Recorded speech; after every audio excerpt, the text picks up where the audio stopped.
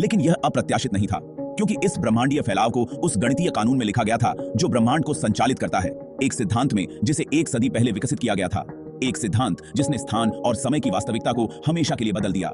मैं सोचता हूं, इसीलिए मैं हूं। यह फ्रांसीसी दार्शनिक रने डेस्कार्टिस थे जिन्होंने ये प्रसिद्ध शब्द कहे, और अस्तित्व की वास्तविकता पर उनका यह गहरा विचार सदियों से गूंज रहा है। लेकिन डेस्कार्टिस ने अस्तित्व के अर्थ से अधिक में झांका था। 1619 की एक रात डेस्कार्टिस ने ठंड से बचने के लिए खुद को एक छोटे कमरे में बंद कर लिया। डच प्रोटेस्टेंट राज्य के लिए एक भाड़े के सैनिक के रूप में लड़ते हुए उन्होंने इंजीनियरिंग और गणित का अध्ययन किया था। लेकिन यह ठंडी रात किसी अन्य रात जैसी नहीं होगी। कहा जाता है कि डेस्कार्टिस अपने बीमार बिस्तर पर लेटे हुए कमरे में इधर उधर घूर रहे थे। उन्होंने देखा कि एक मक्खी छत पर चल रही है, फिर उड़ान भर रही है और दीवार पर जा बैठी। जैसे ही मक्खी छत से दीवार और फिर वापस उड़ने लगी, एक विचार डेस्कार्टिस के मन में आया। वह मक्खी की यात्रा का वर्णन कैसे कर सकते हैं? उन्हें एहसास हुआ कि मक्खी की गति को बांधने के लिए उन्हें एक संदर्भ बिंदु की आवश्यकता है, और जबकि यह बिंदु मनमाना है, उन्हें इसमें स्थिरता रखनी चाहिए और इसे बदलना नहीं चाहिए। उन्हें यह भी एहसास हुआ कि इस बिंदु से मक्खी की दूरी के बारे में बात करना पर्याप्त नहीं है, क्योंकि मक्खी की गति का पूरा वर्णन करने के लिए आपको न केवल दूरी बल्कि दिशा की भी आवश्यकता है। फिर डेस्कार्टिस के मन में एक चौंकाने वाला विचार आया, एक एहसास जिसने मक्खी की गति को सरल बना दिया। अपने संदर्भ बिंदु के लिए डेस्कार्टिस ने उस कोने को लिया जहां 2 दीवारें छत से मिलती हैं। इस बिंदु से डेस्कार्टिस ने दीवारों के मिलन बिंदुओं के साथ चलने वाली रेखाओं की कल्पना की, जिससे वे अक्षाएं परिभाषित होती हैं जो एक दूसरे से समकोण पर मिलती हैं। यदि आप मक्खी के स्थान को इन अक्षों पर प्रक्षेपित करते हैं, तो डेस्कार्टिस ने सोचा, तो आपको संख्याएं मिलेंगी, और यह वही 3 संख्याएं हैं जिनकी आपको किसी भी क्षण में स्थान को निर्दिष्ट करने के लिए आवश्यकता होती है।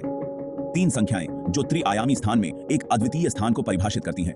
3 संख्याएं जो घड़ी की टिक टिक के साथ लगातार बदलती रहती हैं। डेस्कार्टिस की समन्वय प्रणाली आज हमें सामान्य और स्पष्ट लगती है।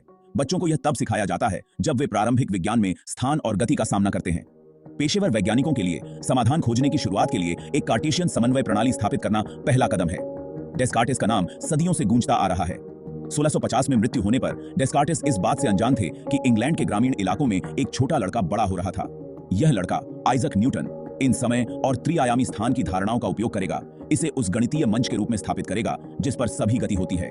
यह आइजक न्यूटन ही थे जिन्होंने उन नियमों को स्थापित किया जिन्हें हम अब शास्त्रीय यांत्रिकी के नाम से जानते हैं।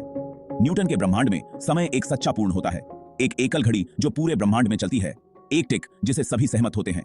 स्थान थोड़ा अधिक जटिल था, जैसा कि डेस्कार्टिस के समकालीन गैलीलियो ने खोजा था, क्योंकि प्रत्येक पर्यवेक्षक को अपनी समन्वय प्रणाली का मूल परिभाषित करने की स्वतंत्रता होती है। गैलीलियो ने डेस्कार्टिस या न्यूटन की गणितीय सोच से अधिक कहानियों के संदर्भ में सोचा, और उन्होंने एक जहाज पर सवार होने के बारे में सोचते हुए गति पर अपने विचार व्यक्त किए। उन्होंने महसूस किया कि यदि जहाज बंदरगाह में हो या एक चिकने समुद्र पर धीरे धीरे चल रहा हो, तो डेक के नीचे का अनुभव समान होगा। हालांकि यदि हवा तेज हो जाती है और जहाज की गति बढ़ने लगती है, या यदि जहाज ऊबड़ खाबड़ पानी में प्रवेश करता है जिससे जहाज हिलने डुलने लगता है, तो डेक के नीचे के लोग इस गति परिवर्तन को महसूस करेंगे, जैसे प्लेटें और कटलरी मेज से फिसल जाती हैं और लोग अपने पैरों पर अस्थिर हो जाते हैं। इस आधार पर गैलीलियो ने घोषणा की कि ब्रह्मांड में कोई पूर्ण विश्राम नहीं हो सकता, सभी गति सापेक्ष होनी चाहिए, और गति के नियम उन पर्यवेक्षकों के लिए समान होने चाहिए जो अविवेकी गति की स्थिति में है। सापेक्षता का पहला सिद्धांत आ चुका था।